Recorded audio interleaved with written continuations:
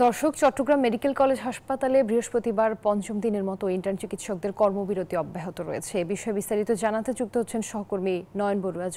জয়, পঞ্চম দিনের মতো ইন্টার্ন চিকিৎসকদের কর্মবিরতি চলছে, এক্ষেত্রে চিকিৎসা সেবায় কি ধরনের প্রভাব পড়ছে?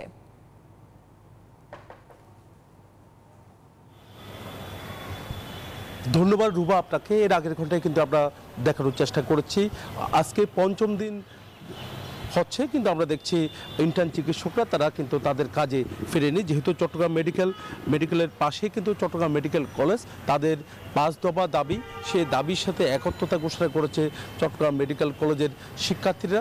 তারা ক্লাস বর্জন করছেন। আমরা দেখছি পুরো ক্লাস জুড়ে কিন্তু শিক্ষার্থী শূন্য, কোনো শিক্ষার্থীদের এখানে আনাগোনা কিন্তু দেখা যাচ্ছে না। আবার যারা কর্মবিরতি পালন করছেন তাদেরকেও কিন্তু ইন্টার্ন চিকিৎসকদের কোনো জায়গায় এখানে মানববন্ধন কিংবা কোনো কর্মসূচি কিন্তু তাদের নেই।